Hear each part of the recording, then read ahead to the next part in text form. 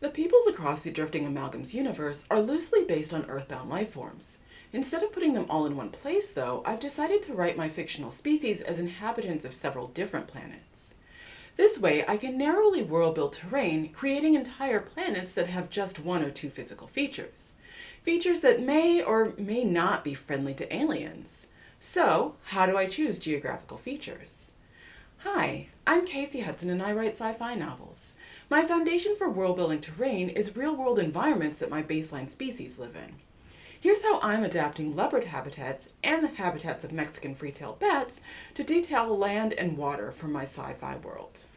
I mention leopards because the pentaparty of the Drifting Amalgams universe are based on Panthera pardus, the common leopard. To be clear, all the peoples in my Drifting Amalgams universe are anthropomorphic, and they live in modern homes with modern conveniences. But humans haven't always lived the way we do today, and the environment we interacted with in the early part of our evolution helped shape who we are today. So I'm looking at the geographical preferences of leopards as a means of conceptualizing the earliest evolutionary steps of my pentaparty. Now it's time to get started world building terrain using what I know about leopard habitats.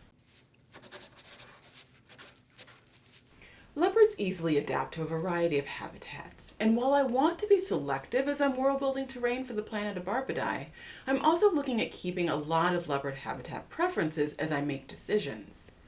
Land-based leopard habitats include savannas, grasslands, desert and semi-desert, woodlands, forests, including rainforests, and mountainous areas. I like mountains because they're a terrain that leopards are especially good at traversing, and one that other species have difficulty with. Some of the warmer habitats like deserts will be interesting for this reason too. I'll need to expand my focus to more than just world-building terrain though. I'll need to adapt some water features to help round out my ideas. Interestingly, leopards are one of the few cats who love to swim. Since many of them live in climates that are hot during the day, a dip in water is a good way to cool down. Knowing this, I'll include a few large bodies of water in my build. But, unlike many other animals, leopards get most of their moisture from their food. Accordingly, they can live without drinking water for as long as 10 days. I think this means that population centers for my leopard-based peoples don't need to be close to the large bodies of water that I'm building. In addition to water, I want to consider the impact of that moisture-rich food leopards eat. As carnivores and as ambush predators, leopards prefer hunting grounds with ample hiding places. Thick vegetation, caves, and rocky terrain are some of their most successful hiding places. To include this in my build, I think I'll balance the terrain in favor of these aspects. Now I have a basic layer for world building terrain, but Barbadai has more than one dominant species, which means I want to base my build on more than just leopard habitats. My fictional planet of Barbadai has two dominant species, the Pentaparty, which I just discussed, and the Tadari Bray, who are loosely based on the Mexican free-tailed bat of our world. So I need to look at what world building terrain means for my bat-like Tadari Bray. I lucked out when I selected baseline species for my fictional planet. I chose leopards and bats as baseline species because I thought they were interesting. I didn't even think about what their planet would look like until well after I designed their joint society. But it turns out that Mexican free-tailed bat habitats have some things in common with leopard habitats. Caves are a very notable preference for both.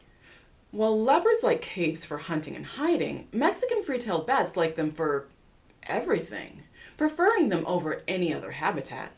I mentioned including mountainous areas so I could have rough terrain for alien adventures, but not all mountains have caves. The mountains on my fictional planet will definitely have caves. How many caves are we talking about? Well, bat colonies are large, like millions of bats large. From a world-building terrain standpoint, that means I'll want to create an extensive cave system within at least one of my planet's mountain ranges. A creative choice that hints at the Tadari Bray being cave dwellers during an early evolutionary stage. The other habitat preference of Mexican free-tailed bats is location-based. Specifically, they like roosts near water. That's where all the good bugs are for eating. Plus, they like the convenience of a nearby drink. While my Pentaparty are unlikely to live near large bodies of water, I'm writing that my Tadari Bray commonly do, as another little nod to their real-life counterparts. Everything I've talked about so far is just a basic foundation for world-building terrain and water features.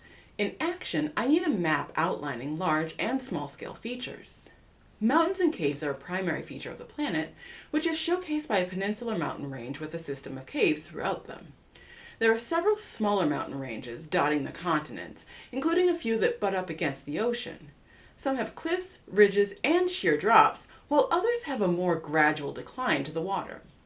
To ensure that the Pentaparty's primal instinct as ambush hunter is honored, I'll complement many of the mountain ranges with stretches of long grass plains. And to accommodate mountain runoff, I'll create a series of connected rivers and streams that run through the grasslands.